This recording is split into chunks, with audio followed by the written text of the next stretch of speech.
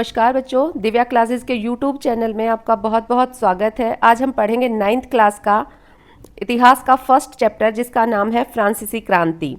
France के अंदर हुई एक क्रांति जिसको फ्रांसीसी क्रांति के नाम से हम जानते हैं। यह इतिहास में बहुत ही इम्पॉर्टेंट क्रांति है और क्रांति का अर्थ होता है बच्चों विद्रोह। क्रांति का अर्थ होता है विद्रोह। तो 14 जुलाई 1789 की सुबह पेरिस नगर में आतंक का माहौल था।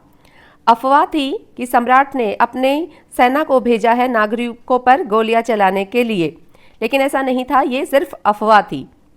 लेकिन अफवाह सभी लोगों में शहर में फैल चुकी थी, तो सभी लोग डरे सहमे थे और सभी लोगों ने वहाँ पे लगभग 7000 मर्द और कुछ औरतें टाउन हॉल के सामने ये लोग एकत्रित होते हैं, इकट्ठा होते हैं और एक जन सेना बनाने का ये लोग निर्णय करते हैं। एक जन सेना यहाँ पे ये गठित कर लेते हैं और जन सेना के गठित होने के बाद ये लोग हथियार ढूंढते हैं, हथियारों की खोज करते हैं, क्योंकि इन्हें लग रहा था कि जो सेना आएगी, सम्राट की सेना आएगी, वो इन लोगों को मार डालेगी।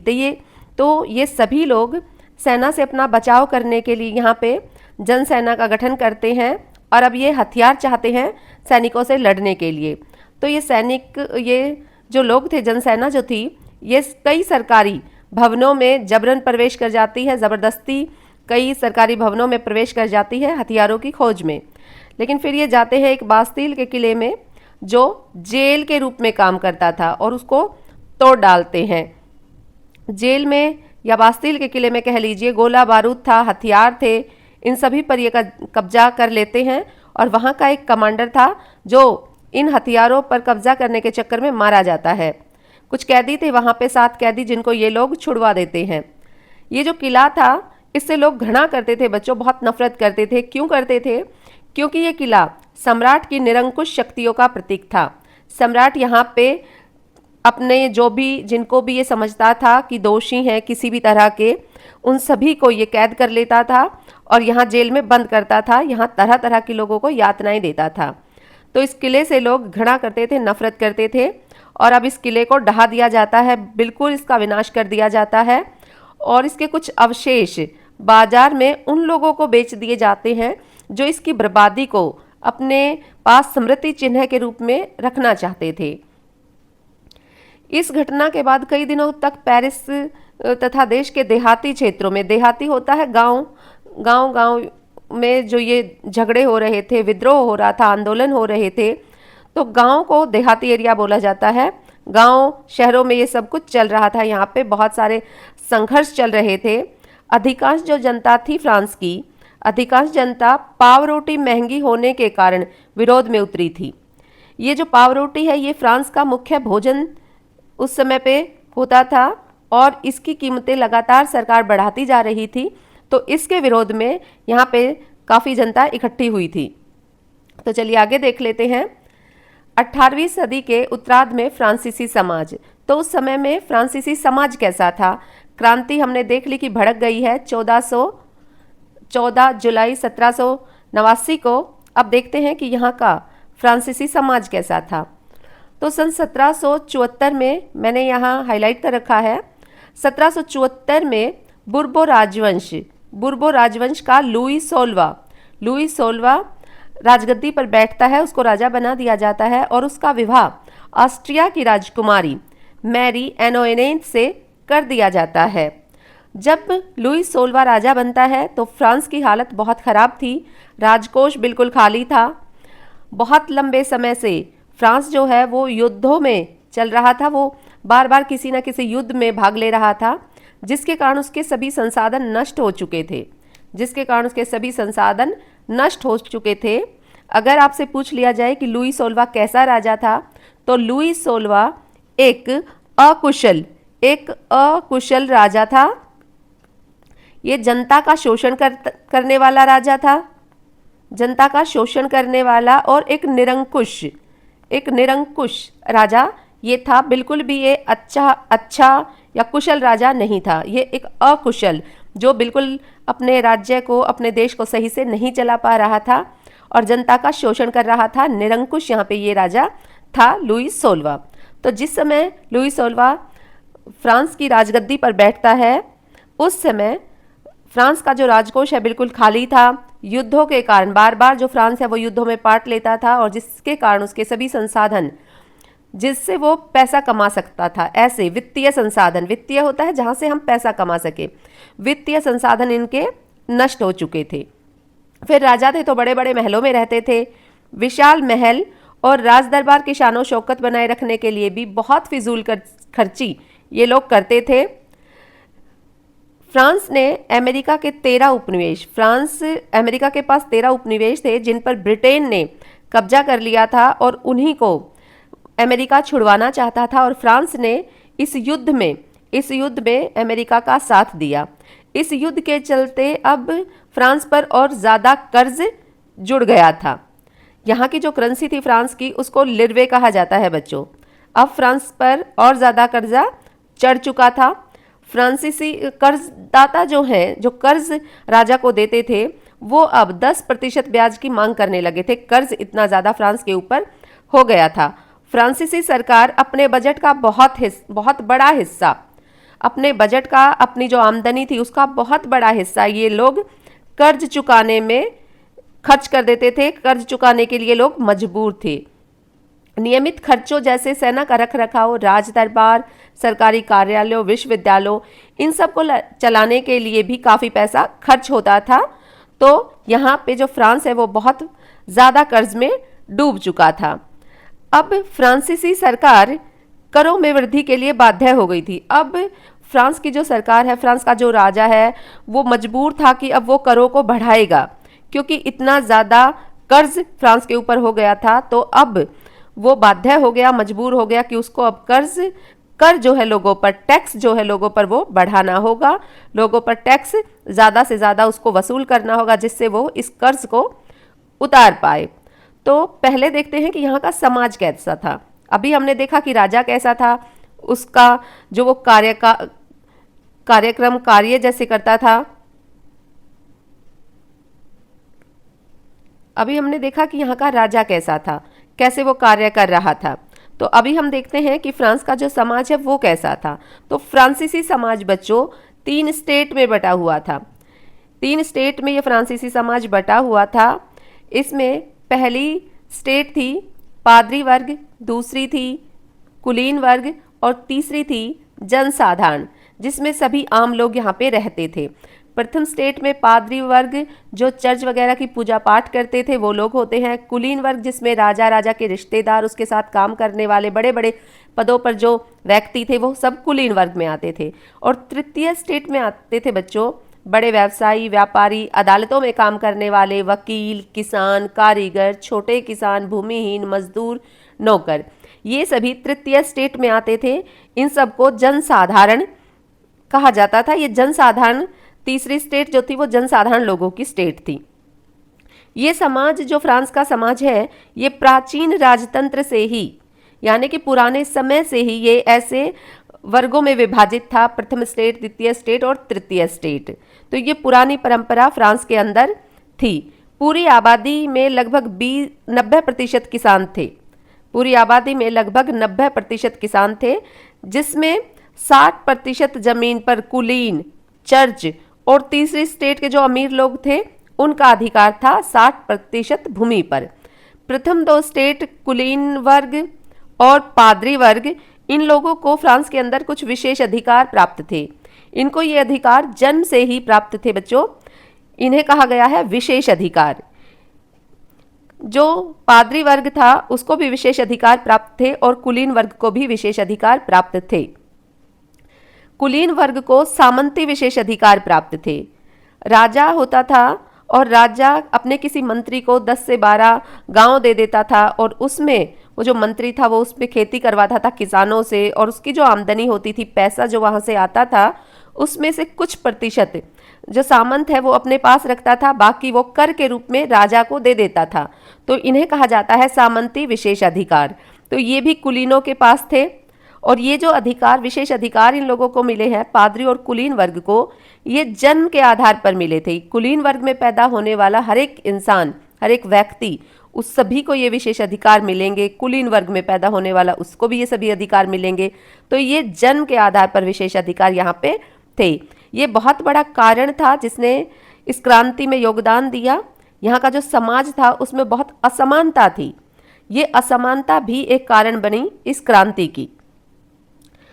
चर्च भी किसानों से कर लेता था और जिसको कहा जाता था टाइद, ये एक धार्मिक कर था बच्चों, ये आपके एमसीक्यू में आ सकता है। चर्च जो किसानों से कर लेता था ये टाइद कर होता था और ये एक धार्मिक कर कहलाता था। तीसरी स्टेट के सभी लोग, तीसरी स्टेट में जितने भी लोग थे सभी लोग कर चुकाते थे और इस कर को कहा जाता है टाइल। इस कर को टाइल कहा जाता है और ये एक प्रत्यक्ष कर है जो राजा को दिया जाता था। रोजाना की कुछ वस्तुएं थी यहाँ पे, नमक, तंबाकू, ऐसी चीजों पे भी राजा ने, फ्रांस की सरकार ने टैक्स लगा रखा था, कर लगा रखा था। तो यहाँ पे हमने देखा कि बूर्बो राजवंश का लुई 16वां राजा बनता है। उसका जो विवाह है ऑस्ट्रिया की राजकुमारी मैरी एनोएनेंट से हो जाता है। जिस समय लुई 16वां यहाँ का राजा बनता है, राजकोष खाली है, लंबे समय से युद्ध चल रहे हैं, सभी यहाँ के वित्तीय संसाधन नष्ट हो चुके हैं, बहुत फिजूल खर्ची है यहाँ के महल कार्यालयों के रख रखाव में। समाज में जो है बहुत असमानता है, 3 स्टेट में समाज बटा हुआ है, प्रथम, द्वितीय और तृतीय, और वहाँ भी कुछ विशेष अधिकार मिले हुए हैं समाज के अंदर भी कुलीन और पादरी वर्ग को। जनसाधारण है जो वो सभी प्रत्यक्ष कर, टाइल कर चुकाते थे सम्राट को। तो चलिए आगे देख लेते हैं। जीने का संघर्ष। सन 1715 में 2.3 करोड़ थी यहाँ की जनसंख्या, जो 1789 में बढ़कर 2.8 करोड़ हो गई है। इसका मतलब है जनसंख्या यहाँ पे बढ़ रही थी, लेकिन जनसंख्या की तुलना में जो यहाँ के काम धंधे हैं, जो यहाँ का रोजगार है, वो यहाँ पे नहीं बढ़ रहा था, उसमें कोई वृद्धि नहीं हो रही थी। तो अधिकांश लोग, मुख्यतः यहाँ का भोजन मैंने अभी आपको बताया था कि पाव रोटी है यहाँ, और जिसकी कीमतें तेजी से बढ़ रही थी। उसका एक कारण ये भी था कि जनसंख्या बहुत ज़्यादा बढ़ रही थी। काम करने वाले लोग तो बहुत ज़्यादा थे लेकिन काम कम था। बहुत सारे कारखाने थे जिनमें मजदूर थे, लेकिन कारखानों की संख्या कम थी, मजदूरों की संख्या ज़्यादा थी। इसलिए जो मालिक होते थे वो मजदूरी तय करते थे लोगों की, वो कम से कम मजदूरी लोगों को देते थे, जिसके कारण फ्रांस में अमीर और गरीब के बीच बहुत लंबा फासला हो गया, बहुत लंबी चौड़ी यहाँ खाई हो गई, जिसमें अमीर और गरीब बट चुके थे। यहाँ की जो फसल थी वो सूखे, ओले, इस तरह के प्रकोप से खराब होती जा रही थी, जिससे रोजी रोटी का संकट है फ्रांस के अंदर आ जाता है। लोग अब जीने के लिए बहुत संघर्ष कर रहे हैं और ऐसी स्थिति को कहा जाता है जीविका संकट।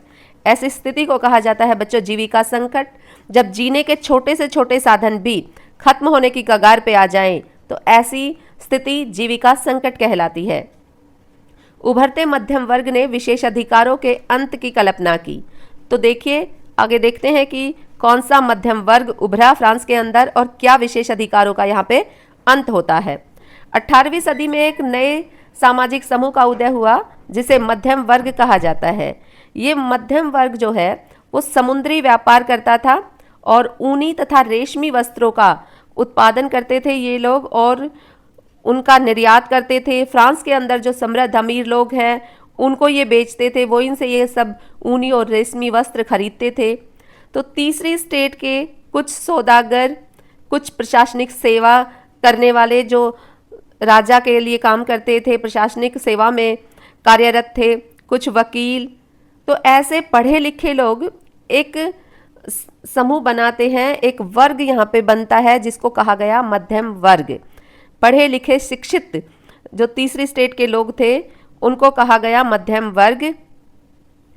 समाज किसी भी समूह के पास, ये जो लोग थे तृतीय वर्ग के, ये मानते थे, इनका मानना था कि समाज के किसी भी समूह के पास, किसी भी समूह, किसी भी व्यक्ति के पास जन्म से कोई विशेष अधिकार नहीं होने चाहिए।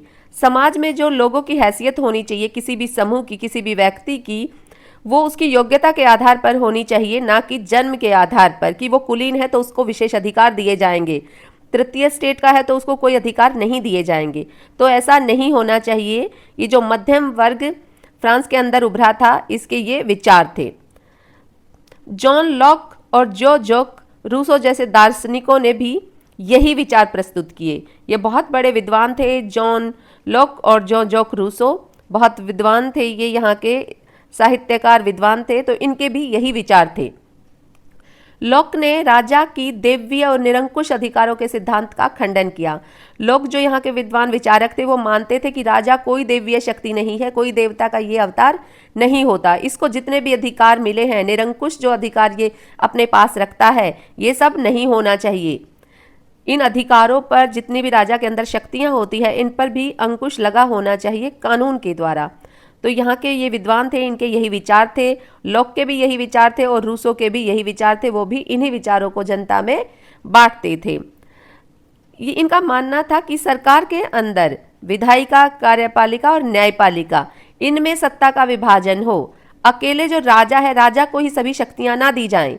विधायिका बनाई जाए जो कानून बनाती हो, कार्यपालिका कानूनों का पालन करे और न्यायपालिका जो सबको न्याय दे। तो इस तरह की ये मध्यम वर्ग कानून व्यवस्था चाहता था जिसमें विधायिका, कार्यपालिका और न्यायपालिका में सत्ता का विभाजन हो। ये जो दार्शनिक है, इन सब के विचार अब फ्रांस में बहुत फल फूल रहे थे, इनका प्रचार प्रसार हो रहा था। तो इन विचारों पर अब कॉफ़ी हाउसेज, सलून, ऐसी जगहों पर जहाँ पे लोग इकट्ठा होते थे, यहाँ पे ये लोग इन विचारों पर बहस करते थे कि ये विचार कितने सही हैं, कितने नहीं हैं। पुस्तकों और अखबारों के माध्यम से भी इन विचारों का खूब प्रचार प्रसार हो रहा था। चारों तरफ ये फैल रहे थे। प्रचार प्रसार का अर्थ होता है बच्चों, विचारों का चारों तरफ फैल जाना, सभी उन विचारों को पढ़ें, सुने, अवगत हो जाएं सभी उनसे। तो पुस्तकों एवं अखबारों को भी लोगों के बीच, जो कॉफ़ी हाउसेस, सैलून में लोग इकट्ठा होते थे, बातें करते थे, इनके बीच पुस्तक और अखबारों को भी जोर से पढ़ा जाता था, क्योंकि सभी लोग पढ़े लिखे उस समय में नहीं थे फ्रांस के अंदर। तो वो लोग भी इन विचारों से अवगत हो सके, अपनी राय प्रकट कर सके, तो इसलिए इन चीज़ों को जोर से पढ़ा जाता था। पुस्तकों और अखबारों को इन दार्शनिकों के विचार जिनमें होते थे, उनको बड़े जोर से यहाँ पे पढ़ा जाता था। अब राजा फिर से कर बढ़ाने की जो खबर है लोगों में फैल रही थी, और उसी के कारण लोगों में जो विशेष अधिकार कुलीन और पादरी वर्ग को मिले हुए थे, उनके विरुद्ध अब जनता भड़क चुकी थी। जनता में बहुत गुस्सा था इनके प्रति, क्योंकि ये लोग कर नहीं देते थे, इनको करों से राहत थी। ये कोई कर सरकार को, राजा को नहीं देते थे, इनको ये विशेष अधिकार फ्रांस के अंदर मिले हुए थे। क्रांति की शुरुआत। प्राचीन राजतंत्र से के तहत फ्रांसीसी सम्राट अपनी मर्जी से कर नहीं बढ़ा सकता था बच्चों। प्राचीन समय से ही फ्रांस के अंदर ऐसी सुविधा, ऐसा कानून बनाया गया था कि फ्रांसीसी जो भी राजा होगा वो अपनी मर्जी से कर यहाँ पे नहीं बढ़ा सकता। स्टेट जनरल की एक सभा बुलानी पड़ती थी और वो मंजूरी देते थे, तभी ये राजा कर बढ़ा सकता था। लेकिन ये जो स्टेट जनरल की सभा होती थी, बुलाई जाती थी, इसको राजा ही बुला सकता था। राजा के पास ही अधिकार था वो इस मीटिंग को बुला सके। ये लास्ट 1614 में बुलाई गई थी स्टेट जनरल की बैठक, यहाँ पे होती है, और ये बुलाई गई थी लास्ट 1614 में। अभी जब लुईस 16वां कर बढ़ाना चाहता है तो वो फिर से स्टेट जनरल की बैठक बुलवाना चाहता है, और उसने तय किया कि 5 मई 1789 को ये सभा होगी, इसकी बैठक होगी। स्टेट जनरल की बैठक को 5 मई 1789 को लुई 16वां ने निर्णय लिया कि ये बैठक होगी। इसकी मेज़बानी, यहाँ पे मेहमान बुलाए जाएंगे। वर्साया के एक आलीशान महल को इस मीटिंग के लिए सजाया गया, और पहले और दूसरे स्टेट के जो लोग थे, इनकी संख्या, प्रथम स्टेट के लोग, इनके प्रथम स्टेट के प्रतिनिधि आए थे 300, और 300 प्रतिनिधि आए थे कुलीन वर्ग के।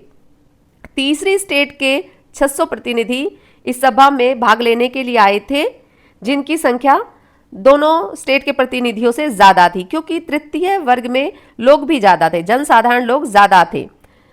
इनको कुछ इस तरह से यहाँ पे बिठाया जाता है महल के अंदर कि प्रथम और द्वितीय स्टेट के जो प्रतिनिधि थे वो आमने सामने की कतारों में बिठाए जाते हैं, और तीसरी स्टेट के जो प्रतिनिधि थे उनको इनके पीछे खड़ा कर दिया जाता है। इनको बिल्कुल भी वहाँ पे सम्मान नहीं दिया जाता, इनके साथ असमानता वहाँ पे रखी जाती है। समृद्ध एवं शिक्षित वर्ग के ये लोग जो तृतीय स्टेट के प्रतिनिधि बन के गए थे, वो समृद्ध और शिक्षित वर्ग के लोग थे। यहाँ पे कुछ रूल था कि यहाँ इस सभा के अंदर जनरल, जो ये सभा है स्टेट जनरल की, इसमें किसान, औरतें और कारीगरों की मनाही थी। ये यहाँ पे अलाउड नहीं थे, इनका प्रवेश जो है वो वर्जित था। फिर भी लगभग 40,000 पत्रों के माध्यम से इन सभी ने अपनी शिकायतें, अपनी मांगों की एक सूची बना के जो इनके प्रतिनिधि तो इनको दी थी। तृतीय स्टेट के जो प्रतिनिधि थे वो इन सभी लोगों की शिकायतों की सूची बना के अपने साथ लेकर गए थे। स्टेट जनरल के नियमों के अनुसार प्रत्येक वर्ग को एक मत देने का, यानी एक वोट देने का अधिकार था। इस बार जो तृतीय स्टेट के लोग थे, उन्होंने निर्णय लिया, उन्होंने मांग रखी कि अब की बार पूरी सभा द्वारा मतदान कराया जाना चाहिए। पूरी सभा एक एक वोट देगी, जिसमें प्रत्येक सदस्य को एक मत देने का अधिकार होगा। तो ये सिद्धांत, जहां पे प्रत्येक सदस्य को एक वोट देने का अधिकार हो, अपना मत देने का अधिकार हो, ऐसी जो सिद्धांत है वो कहलाता है लोकतांत्रिक सिद्धांत। रूसो ने भी इसी सिद्धांत को अपनी पुस्तक में लिखा है। लेकिन जो सम्राट था, कुलीन वर्ग, पादरी वर्ग थे, उन्होंने इस सुझाव को अस्वीकार कर दिया। तीसरी स्टेट ने जो सुझाव रखा था, प्रत्येक व्यक्ति को एक वोट देने का अधिकार हो, ये सम्राट, कुलीन और पादरी वर्ग ने इसको नकार दिया, अस्वीकार इसको कर दिया। तो तीसरी स्टेट के जो प्रतिनिधि थे वो सभा को छोड़ के बाहर आ जाते हैं, वो उस सभा का त्याग कर देते हैं। 20 जून को ये सभी प्रतिनिधि तृतीय स्टेट के वर्साया के एक इंडोर टेनिस कोर्ट में जमा होते हैं। ये जो घटना है ये इंडोर टेनिस कोर्ट के नाम से भी जानी जाती है, तो इसको थोड़ा सा आप याद कर लीजिएगा, इसको पढ़ लीजिएगा 2 बार। तो 20 जून को वर्साया के एक इंडोर टेनिस कोर्ट में ये लोग जमा होते हैं और यहाँ पे ये अपने आप को एक नेशनल असेंबली के रूप में घोषित कर देते हैं। यहाँ पे नेशनल असेंबली का ये लोग गठन करते हैं और शपथ लेते हैं कि जब तक सम्राट की शक्तियों को कम करने वाला संविधान तैयार नहीं किया जाता, संविधान में बदलाव नहीं किया जाता, तब तक ये असेंबली भंग नहीं होगी। ये लोग काम करते रहेंगे। मिराबियो और आबेसिये ये 2 इस नेशनल असेंबली के नेता थे। मिराबियो का जन्म कुलीन परिवार में हुआ था और आबेसिये मूलतः पादरी थे। इन दोनों ही विद्वान प्रथम और द्वितीय स्टेट से ताल्लुक रखते थे, लेकिन फिर भी ये सभी लोगों को समान मानते थे। ये पढ़े लिखे विद्वान थे, तो ये सभी को समान मानते थे, कोई विशेष अधिकारों की ये पैरवी नहीं करते थे। नेशनल असेंबली संविधान का प्रारूप तैयार करने में अब लग चुकी है। नेशनल असेंबली अब फ्रांस के लिए नया संविधान बनाने के लिए ड्राफ्टिंग ये कर रहे हैं। उस समय भी पूरे फ्रांस में आंदोलन हो रहे होते हैं। उस समय जब ये क्रांति हुई तो कड़ाके की ठंड फ्रांस के अंदर बहुत ज़्यादा थी, फसल इनकी खराब हो चुकी थी, पाव रोटी की कीमतें आसमान छू रही थी। बेकरी के जो मालिक हैं, जो पाव रोटी बनाते थे, वो सभी जमाखोरी में जुटे हुए थे। वो जमाखोरी के द्वारा ज़्यादा से ज़्यादा धन कमाना चाहते थे, लोगों की मजबूरी का फ़ायदा उठाना चाहते थे। बेकरी की दुकानों पर घंटों औरतें पाव रोटी के लिए इंतज़ार करती थी और ऐसे ही वो घंटों इंतज़ार करते करते जब उनको पाव रोटी नहीं मिलती है तो गुस्साई जो औरतें होती हैं वो दुकान पर धावा बोल देती हैं। दुकान पर वो लोग धावा बोल देती हैं क्योंकि वो बहुत दिनों से इस पाव रोटी की कीमतों से इंतज़ार कर करके यहाँ की जो जनता, यहाँ की जो आवाम है वो परेशान हो चुकी थी। तो 14 जुलाई को बास्तील पर हमने पीछे पढ़ा था कि हमला कर देते हैं वहाँ के लोग जनसेना बना के और किले को ढा देते हैं। देहाती इलाकों में भी इनके जो गांव वगैरह थे फ्रांस के, वहाँ पे यही अफवाह फैल जाती है कि जो जागीर है, सामंत, मैंने आपको पीछे बताया था सामंत और जागीरदार एक ही होते हैं, उन्हीं को सामंत कह देते हैं, उन्हीं को जागीरदार कह देते हैं। तो ऐसे ही जागीरदार सामंतों ने गांव में अफवाह फैल गई कि जो वहाँ के जागीरदार थे, सामंत जो वहाँ के थे, उन्होंने कुछ लठैतों और लुटेरों के गिरोह को बुला लिया है जो किसानों की पकी हुई फसलों को तबाह करने निकल पड़े हैं। यही डर, यही भय के कारण वहाँ के जो किसान हैं वो भी क्रोधित हो जाते हैं और अपने कुदालों, बलेचों, इन सभी से वहाँ के जो जमींदार थे, सामंत थे, उन सब पर हमला कर देते हैं, आक्रमण कर देते हैं। उन्होंने अन्न के भंडार लूट लिए। जो दस्तावेज इन जागीरों, सामंतों के पास रखे हुए थे उन सबको ये जलाकर राख कर देते हैं। कुलीन जो है बड़ी संख्या में अपनी जागीरें छोड़ के भाग जाते हैं, कुछ पड़ोसी देशों में जाके शरण ले लेते हैं। विद्रोही प्रजा की शक्ति का अनुमान, अब इतना सारा विद्रोह फ्रांस के अंदर हो रहा है, तो अब लुई 16वां को लग रहा था कि अब जनता को ऐसे ही शांत नहीं कराया जा सकता, अब कुछ ना कुछ बदलाव हमें संविधान के अंदर करना होगा, क्योंकि अब जनता भुखमरी बेरोजगारी से बहुत ज़्यादा परेशान हो चुकी थी। राजा के जो काम थे वो राजा नहीं कर रहा था, उससे जनता बहुत परेशान हो चुकी थी। तो अब लुई 16वां को लगने लगा कि अब यहाँ की जनता, फ्रांस की जनता को शांत नहीं कराया जा सकता। तो उसने नेशनल असेंबली, जो तृतीय स्टेट ने जिसका गठन किया था, उसको मान्यता दे दी। नेशनल असेंबली को मान्यता दी गई और अब संविधान पर अंकुश, अब जो राजा था, जो सत्ता थी, उस पर अब संविधान का अंकुश होगा, ये लुई 16वां ने मान लिया। सामंती व्यवस्था के उन्मूलन का भी आदेश पारित किया गया। सामंती जो अधिकार यहाँ के कुलीन वर्ग को थे, उनको भी अब यहाँ से हटा दिया गया, उनका भी उन्मूलन कर दिया गया, बिल्कुल खत्म उनको कर दिया गया। पादरी वर्ग के जो विशेष अधिकार थे धार्मिक कर वसूल करने का, उसको भी अब यहाँ से खत्म कर दिया गया, पूरी तरह से हटा दिया गया। अब देखिए फ्रांस के अंदर संवैधानिक राजतंत्र बन गया है, संविधान के अनुरूप का करने वाला राजतंत्र। अब राजा लुई 16वां जो भी काम करेगा वो संविधान के अनुसार ही करेगा। अब वो निरंकुश राजा नहीं रहा, अब उस पर संविधान का, कानूनों का अंकुश लग गया है। नेशनल असेंबली ने 1791 में संविधान का प्रारूप तैयार कर लिया, उसकी ड्राफ्टिंग कर ली कि कौन से कानून कैसे बनाए जाएंगे, कौन कौन से कानून होने चाहिए हमारे संविधान में। इस संविधान का पूरा उद्देश्य था सम्राट की शक्तियों को सीमित कर देना, सम्राट को जितनी भी शक्तियां मिली हुई थी उनको कम कर देना, और आम जनता की, जो आम जनता थी, तृतीय स्टेट के जनसाधारण लोग थे, उनको उनके हाथों में शक्तियां दे देने की, उनको अधिकार दे देने की। सबसे बड़ी बात थी कि उन लोगों को भी, आम जनता को भी अधिकार प्राप्त हों। तो अब यहाँ पे शक्तियों का विभाजन कर दिया जाता है विधायिका, कार्यपालिका और न्यायपालिका में। इस प्रकार से फ्रांस के अंदर संवैधानिक राजतंत्र की नींव पड़ती है। संवैधानिक राजतंत्र 1791 में संवैधानिक राजतंत्र की नींव फ्रांस के अंदर रखी जाती है। सन 1791 के संविधान ने कानून बनाने का अधिकार भी नेशनल असेंबली को ही दिया। नेशनल असेंबली ने पहले ड्राफ्टिंग की, अब कानून, जो संविधान के कानून होंगे वो भी नेशनल असेंबली ही बनाएगी। लेकिन ये जो नेशनल असेंबली थी बच्चों, ये प्रत्यक्ष रूप से नहीं चुनी गई थी, ये अप्रत्यक्ष रूप से थी। इसमें डायरेक्टली लोगों ने भाग नहीं लिया था इस असेंबली को चुनने के लिए।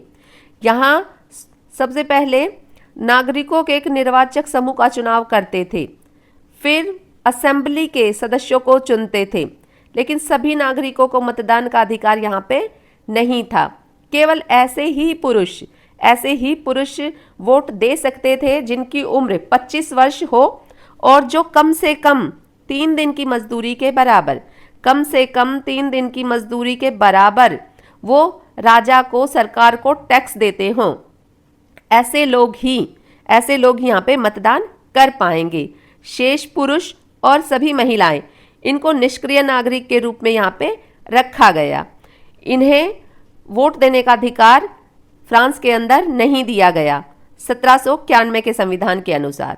संविधान पुरुष एवं नागरिक अधिकार घोषणा पत्र के साथ शुरू होता है। इसमें जीवन के अधिकार, अभिव्यक्ति की स्वतंत्रता और कानूनी बराबरी के अधिकार लोगों को दिए गए।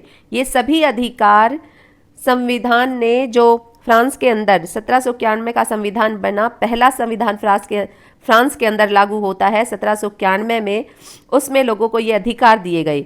जीवन का अधिकार, अभिव्यक्ति की स्वतंत्रता का अधिकार और कानूनी बराबरी का अधिकार। इन सब अधिकारों को कहा गया नैसर्गिक एवं अहर्णीय। नैसर्गिक एवं अहर्णीय अधिकार इनको कहा गया। नैसर्गिक का अर्थ होता है बच्चों प्राकृतिक रूप से, जो बिल्कुल मिलने ही चाहिए किसी भी व्यक्ति को अधिकार। इन अधिकारों को नैसर्गिक एवं अहर्णीय अधिकार के रूप में यहाँ पे रखा गया। ये अधिकार प्रत्येक व्यक्ति को जन्म के आधार पर फ्रांस के अंदर मिलेंगे। इन अधिकारों को कोई नहीं छीन सकता।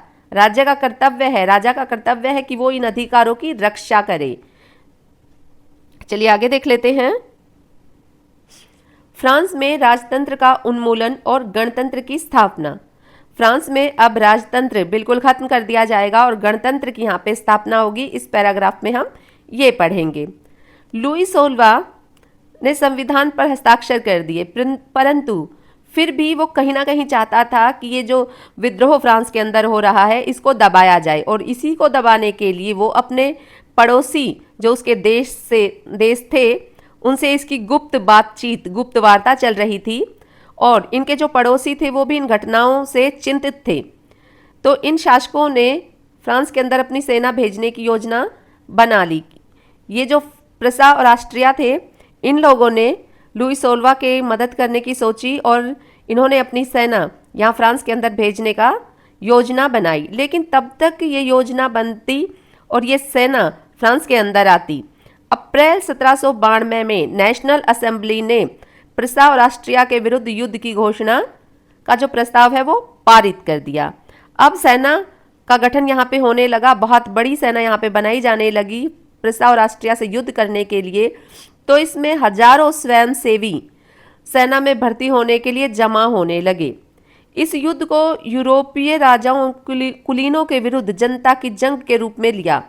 वहाँ की जो जनता थी फ्रांस के अंदर, जो स्वयंसेवी काम करते थे, उन सभी लोगों ने इस युद्ध को, जो यूरोप के राजा थे, कुलीन थे, जो अब तक साधारण जनता पर बहुत अत्याचार करते थे, उनका शोषण करते थे, तो यहाँ की आम जनता ने इस युद्ध को उनके विरुद्ध माना। तो ऐसे में उनके होठों पर देशभक्ति के तराने थे, देशभक्ति की वो गीत गाते थे और बड़ा जोश उनके अंदर था अपने देश के लिए मर मिटने का।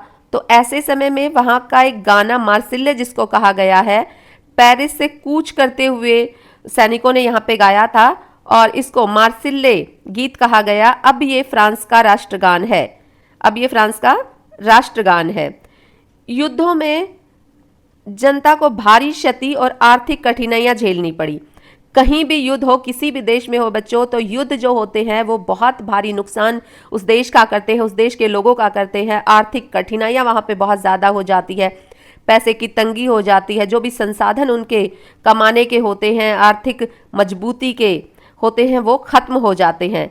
तो ऐसे में जब फ्रांस के अंदर युद्ध हुआ तो वहाँ पे भी बहुत भारी क्षति हुई, आर्थिक कठिनाइयाँ लोगों ने झेली।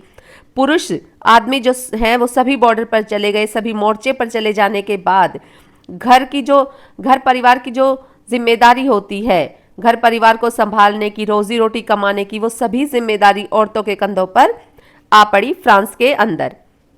1791 के संविधान में सिर्फ अमीरों को ही अधिकार दिए गए थे। इसमें गरीबों को और औरतों को कोई अधिकार इसमें नहीं मिले थे। लोग राजनीतिक क्लबों में अड्डे जमा कर सरकारी नीतियों और अपनी कार्य योजनाओं पर बहस करते थे। जगह जगह कुछ क्लब बने जिनमें बैठ के लोग सरकारी नीतियों, कौन से कानून बने, क्यों बने, कैसे बने, इन सभी कार्य योजनाओं पर बहस करते थे। ऐसे में एक क्लब था जैकोबिन क्लब। ये सबसे महत्वपूर्ण और सफल क्लब उस समय फ्रांसीसी क्रांति के दौरान फ्रांस में रहा। इसका नाम कॉन्वेंट ऑफ सेंट जेकब के नाम पर पड़ा था। इस पूरी अवधि में महिलाएं भी सक्रिय रोल यहाँ पे निभा रही थी। वो भी बिल्कुल अपना जो उनका कार्य था वो पूरी ईमानदारी से उसको कर रही थी। बहुत एक्टिव यहाँ पे औरतें थी और उन्होंने भी अपने क्लब यहाँ पे स्थापित कर लिए। जैकोबिन क्लब के जो सदस्य थे वो मुख्यतः समाज के कम समृद्ध लोग थे, जैसे जूता बनाने वाला, दिहाड़ी मजदूर, पेस्ट्री बनाने वाला, छपाई करने वाला। ऐसे लोग जैकोबिन क्लब के सदस्य बने। जैकोबिन क्लब का जो नेता था वो मैक्समिलियन रॉबेस्पियर उसका नाम था, मैक्समिलियन रॉबेस्पियर। ये लोग कुछ इस तरह से अपने आप को ड्रेसअप करने लगे कि ये गोदी कामगारों की तरह धारीदार लंबी पतलून पहनने का इन लोगों ने निर्णय लिया। ऐसा उन्होंने कुलीनों से खुद को अलग करने के लिए किया। ऐसा वो चाहते थे कि वो कुलीनों से अलग दिखे, वो अब दिखे कि वो अब स्वतंत्र है, उनको भी समान अधिकार है। ऐसे विचार, वो ऐसी स्थिति अब कुलीनों को दर्शाना चाहते थे कि अब उनका जो सत्ता है वो समाप्त हो गई है फ्रांस के अंदर। तो इस तरह से वो अपने आप को ड्रेसअप करते थे। चित्र में आप देख सकते हैं, लंबी धारीदार लाल रंग की उन्होंने पतलून पहनी है, लेकिन ऐसा औरतें नहीं कर सकती थी। महिलाओं को ये करने का अधिकार नहीं था। ऐसे ड्रेसअप के कारण ही इनको सोकुलात के नाम से भी जाना जाता है। सोकुलात तृतीय जैकोबिन क्लब के वो लोग थे जो लंबी धारीदार पतलून पहनते थे, वो सोकुलात कहलाते थे। लेकिन महिलाओं को यह अनुमति नहीं थी, महिलाओं को यह अधिकार नहीं था। जैकोबिन क्लब अब यहाँ पे बहुत बड़ा क्लब, बहुत बड़ा संगठन यहाँ पे बन गया है फ्रांस के अंदर, और इस क्लब ने एक बहुत बड़ा जुलूस निकालने का यहाँ पे निर्णय लिया। बहुत बड़ी विद्रोह योजना इन लोगों ने बनाई और 10 अगस्त की सुबह इन्होंने राजा के रक्षकों को मार डाला और राजा को बंदी बना लिया। उनके परिवार, शाही परिवार जो था, उसको असेंबली ने प्रस्ताव पारित कर दिया कि उसको जेल में डाल दिया जाए। शाही परिवार को जेल में डाल दिया गया। अब यहाँ पे नए चुनाव होते हैं फ्रांस के अंदर, और जिसमें बच्चों अब 21 वर्ष से अधिक उम्र वाले सभी पुरुषों को, चाहे उनके पास संपत्ति हो या नहीं, मतदान का अधिकार दिया गया। जैकोबिन क्लब ने अब यहाँ पे मतदान करवाए, जिसमें 21 वर्ष से अधिक सभी पुरुषों को, चाहे उनके पास संपत्ति हो, वो टैक्स देते हो सरकार को या ना देते हो, उन सभी को मतदान का अधिकार यहाँ पे दिया गया। महिलाओं को यहाँ पे अभी भी मतदान का अधिकार नहीं दिया गया है बच्चों। महिलाओं को यहाँ पे अभी भी मतदान का कोई अधिकार फ्रांस के अंदर अभी तक नहीं दिया गया है। अब जो चुनाव हुए और उसमें अब बनाई गई नेशनल कन्वेंशन इसको नाम दिया गया। एक असेंबली यहाँ पे बनाई गई जैकोबिन क्लब के द्वारा, उसको नेशनल कन्वेंशन का यहाँ पे नाम दिया गया। और 1792 में इससे राजतंत्र का अंत कर दिया। अब नेशनल कन्वेंशन यहाँ पे आ गई है फ्रांस के अंदर, और राजतंत्र को अब पूरी तरह से मिटा दिया गया है, हटा दिया गया है। अब फ्रांस जो है एक गणतंत्र देश घोषित कर दिया गया है 1792 में। ये बिल्कुल आपको याद रखना है कि 1792 में राजतंत्र को खत्म करके गणतंत्र घोषित फ्रांस के अंदर हो गया है। गणतंत्र सरकार का वह रूप होती है बच्चों जहां सरकार एवं उसके प्रमुख का चुनाव जनता करती है, जहां पे प्रत्येक व्यक्ति को मतदान करने का अधिकार होता है। प्रत्येक व्यक्ति यहाँ पे मतदान कर सकता है, लेकिन यहाँ पे अभी भी पूरी तरह गणतंत्र नहीं है, क्योंकि महिलाओं को अधिकार नहीं दिए गए हैं। महिलाओं को यहाँ पे वोटिंग का अधिकार नहीं दिया गया है। लुई 16वां को कैद कर लिया गया है और अब उस पर देशद्रोह का मुकदमा चलाया गया और उसे दोषी पाया गया और उसको फांसी की सजा दी गई। रानी मैरी एनोइनेंट को भी फांसी दी गई। यहाँ पे इन दोनों को फांसी की सजा दी जाती है। तो आतंक का राज, अब फ्रांस के अंदर आतंक का राज कैसे होगा ये देखते हैं। सन 1793 से 1794 तक का जो समय फ्रांस के अंदर बच्चों था, वो आतंक का युग, आतंक का समय कहलाता है। 1793 से 1794 में रोबेस्पियर, मैक्समिलियन रोबेस्पियर जो जैकोबिन क्लब का नेता था, वो अब यहाँ का प्रमुख नेता बन जाता है और वो दंड नियंत्रण और दंड की एक बहुत सख्त नीति, बहुत कड़क वो नीति यहाँ पे अपनाता है। उसके हिसाब से गणतंत्र का जो भी शत्रु होगा, चाहे वो कुलीन हो, पादरी हो, राजनीति हो, कोई भी हो, वो उन सभी से, या जो भी उसको लगे कि क्रांति का सहयोग नहीं कर रहा है, क्रांति का दुश्मन है, ऐसे सभी लोगों को वो गिरफ्तार कर जेल में डाल दिया करता था। और न्यायालय उन्हें दोषी पाता तो गिलोटीन पर चढ़ाकर उनका सिर कलम कर दिया जाता था। रोबेस्पियर के अनुसार जो भी व्यक्ति, चाहे वो कुलीन हो, सैनिक हो, क्रांतिकारी हो, कोई भी हो, जो उसके विचारों से सहमत नहीं होता था, वो उन सभी को गिरफ्तार करवा देता था और फिर बाद में उनको गिलोटीन पर चढ़ाकर उनका सिर कलम करवा देता था। ये एक मशीन थी जिस पे चढ़ा के लोगों को मारा जाता था और इस मशीन का नाम इसके आविष्कारक डॉक्टर गिलोटीन के नाम पर रखा गया था। रोबेस्पियर ने यहाँ पे कुछ कानून भी बनवाए। उसने मजदूरी की अधिकतम सीमा तय कर दी। पावरोटी और गोश्त के लिए राशन की दुकानें उसने खोल दी। किसानों को उसने मजबूर किया वो शहर में जाके सरकार द्वारा तय की गई कीमतों पर ही अपने अनाज को बेचे, उनको मजबूर कर दिया गया। बराबरी का प्रतीक मानी जाने वाली यहाँ पे समता रोटी खाना अनिवार्य कर दिया रोबेस्पियर ने। पहले यहाँ का जो भोजन था वो मुख्य भोजन पावरोटी था, बच्चों आपने पीछे पढ़ा है 2-3 बार। और अब रोबेस्पियर ने यहाँ पे समता रोटी का खाना अनिवार्य कर दिया, इसको रिप्लेस कर दिया गया पावरोटी से। तो रोबेस्पियर ने अपनी नीतियों को इतनी सख्ती से उसने लागू किया कि जो उसके समर्थक थे, जो उसके सहयोगी थे, वो भी अब उससे बचाव बचाव करने लगे, त्राही त्राही वो लोग करने लगे। और 1794 में न्यायालय द्वारा रोबेस्पियर को दोषी पाया जाता है और उसको गिरफ्तार कर लिया जाता है और उसे अगले दिन ही गिलोटिन पर चढ़ाकर मार दिया जाता है। जहां वो और लोगों को गिलोटिन पर चढ़ा के मारता था, अब उसको ही गिलोटिन पे चढ़ा के यहाँ पे मार दिया जाता है। जैकोबिन क्लब का अब यहाँ पे पतन हो जाता है, उसके राजा को अब फ्रांस में फांसी की सजा हो गई, उसको मार दिया गया। तो अब दोबारा अब यहाँ पे फ्रांस के अंदर डायरेक्टरी शासित फ्रांस हो जाता है। डायरेक्टरी की अब यहाँ पे स्थापना होगी। जैकोबिन सरकार का पतन हो गया है।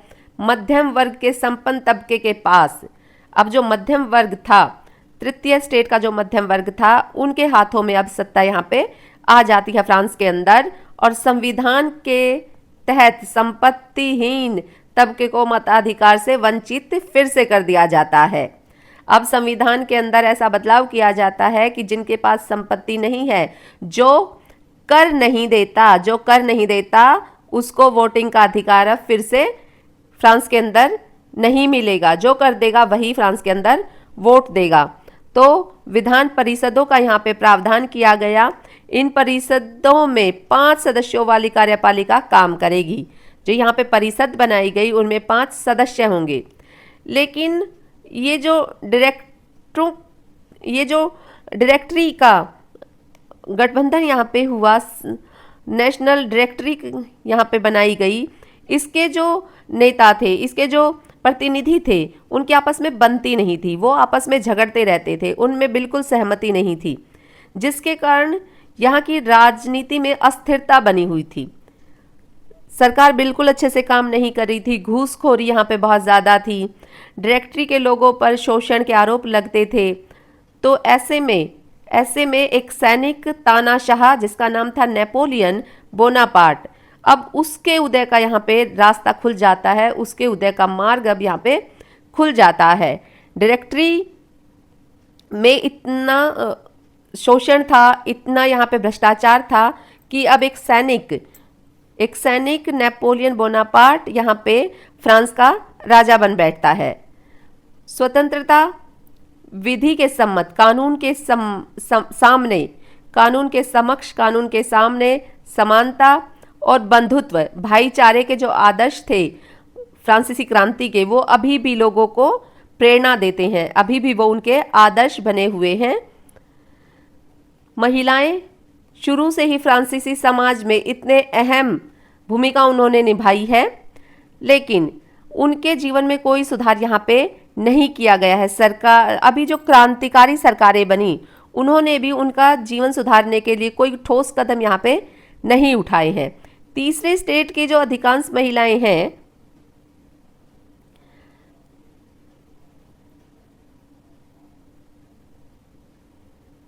सॉरी हमारा ये रह गया पॉइंट 4, महिलाओं के लिए भी क्या कोई क्रांति हुई? क्या महिलाओं के लिए भी क्रांति हुई?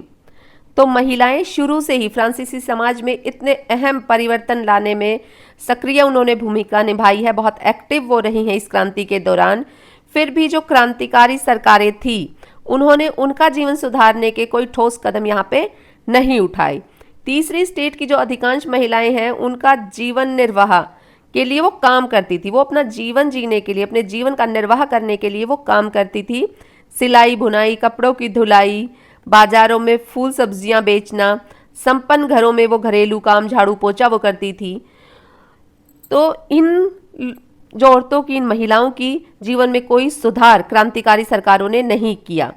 केवल कुलीनों की लड़कियां ही, या तीसरे स्टेट के जो धनी परिवार थे उनकी लड़कियां ही कॉन्वेंट में पढ़ पाती थी। इसके बाद उनकी शादी कर दी जाती थी। कामकाजी महिलाएं अपने परिवार का पालन पोषण करती थी, खाना पकाना, पानी लाना, लाइन लगाकर पावरोटी लाना, बच्चों की देखरेख करना, ये सभी यहाँ महिलाएं करती थी तृतीय स्टेट की, लेकिन फिर भी वो जहाँ काम करती थी उनको पुरुषों की तुलना में कम मजदूरी दी जाती थी। पुरुषों की तुलना में उनकी मजदूरी बहुत कम होती थी। महिलाओं ने अपने हितों की चर्चा करने के लिए, अपने अधिकारों को मांगने के लिए भी यहाँ फ्रांस के अंदर अब क्लब शुरू किए और अखबार उन लोगों ने निकाले। लगभग उस समय 60 क्लब अस्तित्व में आए जो महिलाओं ने अपने अधिकारों की, अपने राजनीतिक अधिकारों की मांग करने के लिए, अपने बारे में बात करने के लिए उन लोगों ने बनाए थे, जो महिलाओं के लिए काम करते थे। ये ऐसे क्लब थे। The society of revolutionary and Republic women, ये सबसे मशहूर क्लब उस समय फ्रांस के अंदर थे औरतों के। उनकी एक प्रमुख मांग यह थी कि महिलाओं को पुरुषों के समान राजनीतिक अधिकार प्राप्त होने चाहिए। पुरुषों के समान, ये जो क्लब थे इन सब की, ये महिलाओं के क्लब थे और ये महिलाओं के हक की बात करते थे। तो इन्होंने पुरुषों के समान राजनीतिक अधिकार प्राप्त होने चाहिए, यानी कि महिलाओं को भी वोट देने का पूरा अधिकार हो, वो भी जो कार्य करना चाहे काम कर सके, राजनीति में बड़े बड़े पदों पर वो आसीन हो सके, उन पर वो काम कर सके, ये सभी अधिकार फ्रांस की महिलाएं मांग रही थी। 1791 के संविधान में उन्हें निष्क्रिय नागरिक का दर्जा दिया गया था। हमने पीछे पढ़ा था कि ऐसे पुरुष जो कर नहीं चुकाते और सभी महिलाएं, इनको निष्क्रिय नागरिक का दर्जा फ्रांस के पहले संविधान में दिया गया था। महिलाओं ने मताधिकार, असेंबली के लिए चुने जाने और राजनीतिक पदों पर काम करने की मांग इन लोगों ने रखी। तभी नई सरकार में उनके हितों का प्रतिनिधित्व हो पाएगा। ये अधिकार जब वो मांगेगी, जब नई सरकार आएगी तो वो उनके अधिकारों का प्रतिनिधित्व करेगी, उनको ये सभी अधिकार देगी। क्रांतिकारी सरकार ने महिलाओं के जीवन में सुधार लाने वाले कुछ कानून बनाए थे, जैसे कि उन्होंने सरकारी विद्यालयों की स्थापना की थी। अब यहाँ पे सभी लड़कियां स्कूल जा सकती हैं, शिक्षा उनके लिए अनिवार्य बना दी गई। पिता अब उनकी मर्जी के खिलाफ उनकी शादी नहीं कर सकता, उनको मजबूर नहीं किया जा सकता कि वो किसी से भी शादी कर ले। अब वो अपनी मर्जी से शादी करेंगी और शादी को स्वैच्छिक अनुबंध यहाँ पे माना गया, मर्जी का अनुबंध यहाँ पे माना गया। तलाक को कानूनी रूप दे दिया गया। अब मर्द और औरत दोनों ही तलाक के लिए अर्जी दे सकते हैं। पहले ये अधिकार सिर्फ पुरुषों के पास था।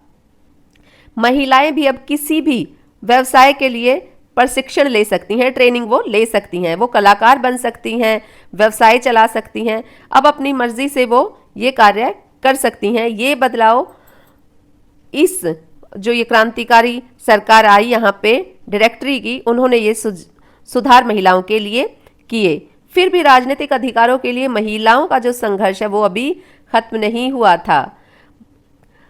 जब क्रांति बहुत बड़े अपने दौर में चल रही थी, उस समय महिलाओं के जो क्लब हैं उनको बंद कर दिया गया था, उन पर प्रतिबंध यहाँ पे लगा दिया गया था।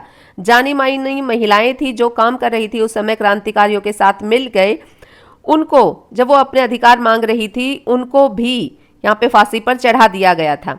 मताधिकार और समान वेतन के लिए महिलाओं का आंदोलन अगली सदी में भी अनेक देशों में चलता रहा।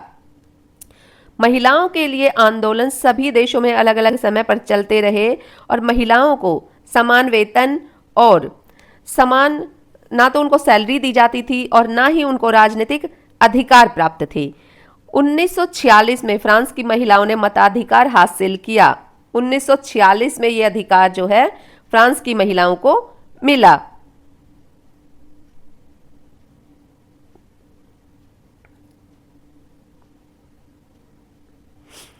दास प्रथा का उन्मूलन। फ्रांस के अंदर जब फ्रांस ने बहुत सारे उपनिवेश बना रखे थे, उस समय ये दास प्रथा का बहुत चलन यूरोप में था। फ्रांस के अंदर भी ये दास प्रथा थी। तो दास प्रथा का उन्मूलन जैकोबिन शासन के क्रांतिकारी सामाजिक सुधारों में से एक था। दास प्रथा होती है बच्चों, जब आप किसी को खरीद कर अपने काम करने के लिए अपने पास रख लेते हैं, अपना दास, अपना नौकर बना के उसको रख लेते हैं। तो ऐसी प्रथा फ्रांस में और उस समय पूरे यूरोप में फैली हुई थी। कैरेबियाई उपनिवेश मार्टिनिक, गौडेलोप और सैन डोमिंगो, ये कुछ ऐसे नाम हैं। यहाँ पे तंबाकू, नील, चीनी, कॉफ़ी जैसी वस्तुओं के महत्वपूर्ण आपूर्तिकर्ता थे। ये लोग जगह जगह दूसरे देशों में तंबाकू, नील, चीनी और कॉफ़ी जैसी वस्तुओं का निर्यात करते थे, उनको ये सामान बेचते थे। अब इस सामान को तंबाकू, नील, चीनी एवं कॉफ़ी ये जैसी फसलें हैं, ये बड़े बड़े बागानों में होती थी और बड़े बड़े बागानों में इनकी खेती करने के लिए बहुत सारे श्रम की, काम की आवश्यकता थी। तो उस काम को करने के लिए यूरोप, अफ्रीका, अमेरिका के बीच त्रिकोणीय दास व्यापार द्वारा पूरा किया गया। ये लोग दासों का व्यापार करते थे, खरीदते बेचते थे उनको, और इन बागानों में काम करने के लिए इनको खरीद के लाया जाता था। दास व्यापार 17वीं शताब्दी में शुरू हुआ था। फ्रांसीसी सौदागर बोर्दे या नान्ते बंदरगाह से अफ्रीका के तट पर जहाज ले जाते थे, जहां पे वहां के स्थानीय जो सरदार होते थे, इनके जो नेता होते थे, ये इन दासों को खरीदते थे। दासों को दाग कर उन्हें लोहे की छड़ वगैरह से उन पर निशान कर दिया जाता था, उसको दागना कहते हैं बच्चों। दासों को दागा जाता था, हथकड़ियां उनको पहनाई जाती थी, और फिर अटलांटिक महासागर के पार कैरेबियाई देशों तक 3 माह की लंबी समुद्री यात्रा से इन दासों को लाया जाता था। जहाज़ों में ठूस ठूस के इनको बुरी हालत करके इनकी यहाँ पे लाया जाता था। वहाँ जो उनके बागान मालिक हैं, इनको ये बेच दिया जाता था, दासों को यहाँ पे बेच दिया जाता था। और ये दास ही यूरोपीय बाजारों में चीनी, कॉफ़ी, नील की बढ़ती मांग को पूरा करना संभव बना सकते थे, क्योंकि यही लोग बागानों में काम करते थे। बोर्दे और नान्ते जैसे बंदरगाह फलते फूलते रहे दास व्यापार के कारण। दास व्यापार यहाँ पे इतना ज़्यादा होने लगा कि ये जो बंदरगाह थे ये बहुत ज़्यादा समृद्ध हो गए। 18वीं सदी में फ्रांस में दास प्रथा की ज़्यादा निंदा हुई। 18वीं सदी के समय पे ही ये जो दास प्रथा थी, ये लोगों को नौकर बनाकर बिल्कुल अपना दास बनाकर रखा जाता था। यहाँ पे 18वीं सदी के अंदर इसकी बहुत निंदा होती थी, बहुत बुराई होती थी। नेशनल असेंबली के समय में लंबी बहस हुई। व्यक्ति के मूलभूत अधिकार उपनिवेशों में रहने वाले प्रजा सहित समस्त फ्रांसीसी साम्राज्य प्रजा को प्रदान किए जाएं। नेशनल असेंबली में बहुत लंबी चौड़ी इनकी बहस हुई और ये कहते हैं कि ये सभी मूलभूत, ये सभी प्राकृतिक अधिकार जो हमारे उपनिवेश हैं, उनमें रहने वाले समस्त नागरिकों को ये अधिकार मिलने चाहिए। फ्रांसीसी प्रजा के साथ साथ ये अधिकार उनको भी मिलने चाहिए। परंतु दास व्यापार पर जो निर्भर थे इनके व्यापारी, बड़े बड़े कुलीन वर्ग, तो ये उनके विरोध में नेशनल जो असेंबली है वो कोई कानून पारित नहीं कर पाई, क्योंकि ये व्यापार भी कुलीन वर्ग के बड़े व्यापारी जो राजा को टैक्स देते थे वही चलाते थे इन उद्योगों को, इन बागानों को। तो उनके खिलाफ नेशनल असेंबली है जो कानून पारित नहीं कर पाई। सन 1794 में कन्वेंशन ने फ्रांसीसी उपनिवेशों में सभी दासों की मुक्ति का 1794 में बच्चों जब कन्वेंशन आई तो उसने सभी दासों की मुक्ति का कानून पारित कर दिया। जैकोबिन क्लब की जब सरकार आई थी तो उसने ये कानून बनाया था कि सभी दासों की मुक्ति हो, सभी दासों के हित में उन्होंने कानून पास किया था। छोटी सी अवधि तक ही ये लागू रहा था। उसके बाद जब 10 वर्ष के बाद नेपोलियन यहाँ पे आता है, डायरेक्टरी शासन को वो पलट देता है और वहाँ फ्रांस का राजा बन बैठता है, तब ये दास प्रथा पुनः शुरू हो जाती है। बागान मालिकों को अपने आर्थिक हित साधने के लिए, अपना आर्थिक मुनाफा कमाने के लिए अफ्रीका से जो वो लोग लाते थे गुलाम बना के, उनको निग्रो कहा जाता था। अफ्रीका के लोगों को दास बनाने का इनको अधिकार मिल गया था, स्वतंत्रता इन लोगों को मिल गई थी, और अब ये उन लोगों को खरीद के अपना दास बना के लाते थे और उनको कहा जाता था निग्रो। फ्रांसीसी उपनिवेशों में अंतिम रूप से दास प्रथा का जो उन्मूलन हुआ, पतन हुआ, उसका विनाश हुआ, वो हुआ 1848 में। 1848 में फ्रांस के अंदर दास प्रथा को बंद कर दिया गया, बिल्कुल उसको खत्म कर दिया गया। क्रांति और रोजाना की जिंदगी। सन 1789 के बाद के वर्षों में फ्रांस के पुरुषों, महिलाओं एवं बच्चों के जीवन में बहुत सारे परिवर्तन आए। ये इतनी बड़ी क्रांति थी कि इसने सभी के जीवन में कुछ ना कुछ यहाँ पे बदलाव, परिवर्तन किए थे। क्रांतिकारी सरकारों ने कानून बनाकर स्वतंत्रता, समानता जैसे आदर्शों को रोजाना की जिंदगी में उतारने का प्रयास किया था। क्रांतिकारी सरकार ने फ्रांस की जनता को अधिकार दिया था स्वतंत्रता का, समानता का और कानून के समक्ष बराबरी का। अब इन सभी अधिकारों को जो रोजमर्रा की डेली की जो लाइफ थी उसमें इनको उतारा जा रहा था। 1789 में सेंसरशिप की समाप्ति। अब यहाँ पे सेंसरशिप की समाप्ति हो जाती है। सेंसरशिप होता है बच्चों जब वहाँ का राजा, वहाँ का कानून, सरकार वहाँ की ये परमिशन देगी कि राजाओं के बारे में या राजा की जो भी जीवन शैली होती थी, जो भी गतिविधियाँ होती थी, उन सब के बारे में किताबों, अखबारों, नाटकों, इन सभी में तभी छापा जा सकता है जब राजा परमिशन देगा, उसके अधिकारी परमिशन देंगे। उनकी परमिशन के बगैर ये चीज़ें अखबारों, किताबों में नहीं छापी जा सकती थी। तो इसी को कहा जाता है सेंसरशिप। अब फ्रांस के अंदर सेंसरशिप की समाप्ति हो जाती है। सेंसरशिप अधिकारियों द्वारा पास किए जाने के बाद ही ये सब कुछ प्रकाशित हो सकता था या मंचित हो सकता था। घोषणा अधिकारों के घोषणा पत्र ने भाषण, अभिव्यक्ति की स्वतंत्रता को नैसर्गिक अधिकार घोषित किया गया था। हमने पीछे पढ़ा था कि अभिव्यक्ति की स्वतंत्रता, भाषण की स्वतंत्रता, समानता, ये सभी नैसर्गिक अधिकारों में आए थे। अखबारों, पर्चों, पुस्तकों, ये छपी हुई तस्वीरों की बाढ़ सी उस समय में फ्रांस के अंदर आ जाती है जब सेंसरशिप को समाप्त कर दिया जाता है।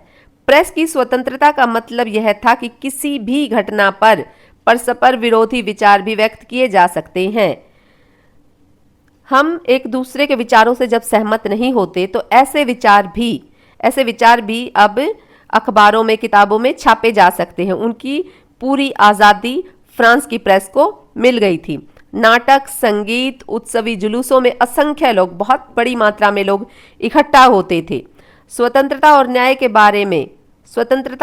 के बारे में राजनीतिज्ञों और दार्शनिकों के जो विचार होते थे वो सभी लोग पढ़ लिख नहीं पाते थे, लेकिन जो ये नाटक, संगीत, उत्सव ये होते हैं, इनमें जो भी विचार प्रस्तुत किए जाते हैं, जो भी मंचन यहाँ पे किया जाता है, वो सभी लोग ग्रहण कर पाते हैं, लोग समझ पाते हैं। तो ये बहुत ही लोकप्रिय तरीका था। किताबों को पढ़ना तो मुट्ठी भर शिक्षित लोगों के द्वारा ही संभव होता है, क्योंकि सभी लोग उस समय में पढ़े लिखे शिक्षित नहीं थे। चलिए, हमारा चैप्टर हो गया है खत्म। अब हम